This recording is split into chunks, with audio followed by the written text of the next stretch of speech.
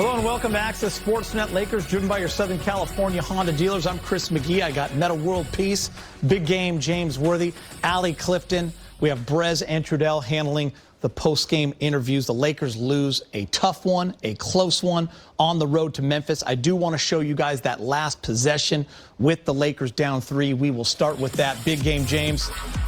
You see LeBron with the ball. Take it away. Well, yeah, I mean, they like to come and set that pick with Monk or Elton or whoever. That time, the defense really got to Monk, and after that, the decision-making was just not good. I mean, right here, LeBron's trying to get to where I think he can hit the 3, kind of stumbles, and then from that point, it was just a turnover. Turnovers down the stretch, though, even before they got to this play, really hurt them. They had the game kind of in a place where they could win it. And I think, turnovers and second possessions, there was about 3 or 4 possessions in a row there where they just allowed, some turnovers. And so, but that last possession, you got to get a better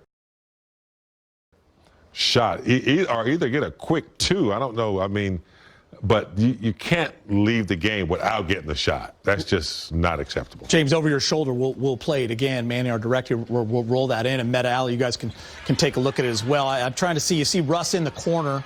He's going to be open for a second. I don't know if Malik looks there or if the defense comes over. Nope.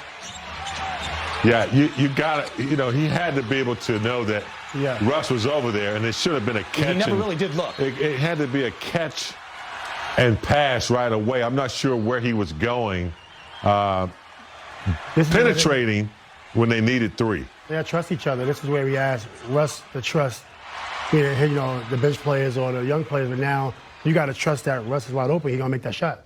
Look, I think you look at that scramble, too, on the defensive side of the basketball. You have to give Taylor Jenkins and his staff a ton of credit.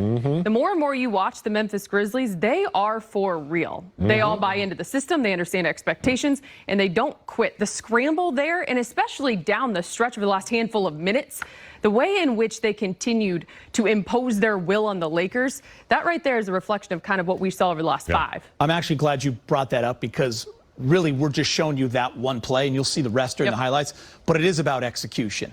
And the Lakers missed opportunities down the stretch. I look at 13 offensive rebounds for Memphis. That led to 19 points. A couple of those were very big late in the fourth quarter. 17 turnovers by the Lakers. That leads to 19 points. But it's the ones, those last 4 or 5 minutes that you remember. The one on the last play. Just missed opportunities. Big Game. Yeah, and to play, 3 quarters the way they played, including the victory, the game prior to tonight, they're starting to figure each other out, and they're starting to play really good basketball. I thought, up until the fourth quarter, when you said they gave up some offensive rebounds, demoralizing, 50-50 balls, things of that nature, and then the stymie execution. I was hoping that LeBron would go back into the post again and maybe start executing from there. But it got really stagnant. It started slowing around, standing around again, and it cost them down the stretch. Yeah, guys, they were up 83-70 with 2 minutes and 36 seconds left in this game. A 34-19 run the rest of the way, led by Ja Morant. We've talked about him since the day he came in this league. We've talked about him the first time we ever saw him in Summer League. He is a star in Meta. He was fantastic tonight. 41 points, 6 of 7 from 3, 10 rebounds, 13 of 27. The pregame show, we talked about him being the leader of this franchise. It shows every single night by the way this team plays. I mean, he has high energy to start. Clearly, he's working on his game, has a ton of heart, and that's a recipe for success. And as you can see, they're in 4th place right now? Yeah. He's able to knock down that 3 ball and continue to hit the outside shot. Just his ability to get to the rack. We were talking in here about, I give credit to Russ, those final 2 possessions when he attacked the rim for that initial defense. But I think on that first to the second to last possession with Ja, when he was able to stay with it, I mean, he's laboring a shoulder injury or whatever that was down the stretch. He's just so hard-nosed, tough-minded, carries that chip on his shoulder, and you can tell that the Grizzlies just follow his lead. Whatever they need from him, he responds because he wants the moment. and he rises to the occasion every time. And it's not just about him, but you're right. They follow him. They are 12-4 in their last 16. And James, he is without a doubt a star, a superstar in this league. Yeah, I mean, two things. He's relentless, and he's a wannabe. He wants to be the best out there on the floor when he's out there. And, you know, Jaren Jackson hit some big shots, but this kid on that play you're talking about, shoulder hurt, layup missed, right there to tip it back in for an offensive rebound. You know, he's got what it takes to lead, and he's got what it takes to step up when they need him to step up in big games. When you watch the game, you take notes, and when a team wins, you kind of put away the negative notes and you focus on the good first. I know in the first half, the Lakers played great. 8-0 run to end that second quarter. We talked about it a little bit at halftime. Yep. They were up 13 and went to 6, but they came out strong in the third quarter, up 13. 8-0 run to end the third, 5-0 run to start the fourth. Now we're tied. But in the middle of that fourth quarter, guys, the 12-0 run from up 5 to down 7, that was the killer for this Laker team. Well, it kind of reminded me, the last 8 minutes reminded me of how the Lakers kind of started the season. They get up and get a little bit too satisfied, too comfortable, maybe celebrating a little too early. And we've seen that today where these guys were open. They could have been open for a layup, but they settle for the three.